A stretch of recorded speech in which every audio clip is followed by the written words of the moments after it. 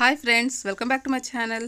ఈరోజు నేనైతే బ్యాచిలర్స్ అయినా ఇప్పుడే కుకింగ్ స్టార్ట్ చేసిన వాళ్ళు ఎవరైనా లంచ్ బాక్సెస్లోకైనా సింపుల్గా ఈజీగా చేసుకుని ఫ్రైడ్ రైస్ చేస్తున్నాను. అది మీతో షేర్ చేయబోతున్నాను.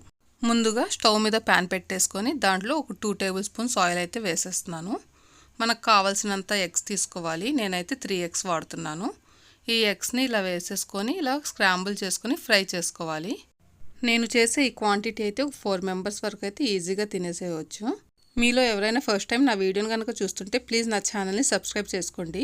నచ్చితే లైక్ చేయండి.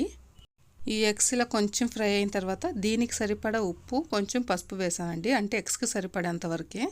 ఈ స్క్రాంబుల్డ్ ఎగ్స్ని అయితే ఒక ప్లేట్లోకి తీసేసుకుంటున్నాను. దీనికి కావాల్సిన ఇంగ్రీడియంట్స్ అన్నీ అయితే నేను ముందుగానే రెడీ చేసి పెట్టుకున్నాను. ఇంకా అదే ప్యాన్లోకి ఆయిల్ వేసుకున్నాను, ఒక 3 టేబుల్ స్పూన్స్ వరకు. దాంట్లో ఒక పెద్ద సైజ్ ఆనియన్ వేసుకున్నాను కట్ చేసి. ఒక 2 గ్రీన్ చిల్లీస్ వేసుకున్నానండి. ఇప్పుడు దాంట్లోనే 1.5 టేబుల్ స్పూన్ అల్లం వెల్లుల్లి పేస్ట్ వేసాను. దాని పచ్చి వాసన పోయేంత వరకు ఫ్రై చేసుకోవాలి. ఒక 2 టొమాటోస్ అయితే పెద్దవండి, ఇలా కట్ చేసి వేసేస్తున్నాను. ఇవి కొంచెం సాఫ్ట్గా అయ్యేంత వరకు ఫ్రై చేసుకోవాలి. మధ్య మధ్యలో కలుపుకుంటూ ఉండాలండి.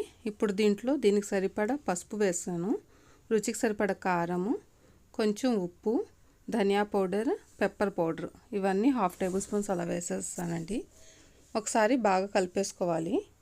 దీంట్లో నేనైతే ఏ సాసెస్ వాడడం లేదండి, ఓన్లీ మసాలా పౌడర్స్ అయితే వేసాను. ఇవన్నీ బాగా కలిపేసుకొని మనం స్క్రాంబుల్డ్ ఎగ్స్ అయితే దీంట్లో వేసేసుకొని ఒకసారి కలిపేసుకోవాలి. నేను ఆల్రెడీ రైస్ని అయితే కుక్ చేసి పెట్టేశానండి.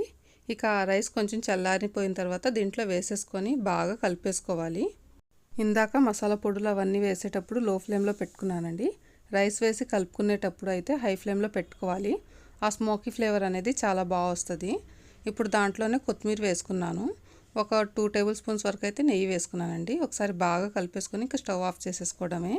అంతేనండి, ఎంతో రుచికరమైన ఈజీగా సింపుల్గా చేసుకునే ఫ్రైడ్ రైస్ అయితే రెడీ అయిపోయింది. మీరు కూడా తప్పకుండా ట్రై చేసి టేస్ట్ ఎలా ఉందైతే నాకు కామెంట్ చేయండి. ఇంకా ఏ రెసిపీ కావాలో కామెంట్ చేయండి. Thanks for watching my video.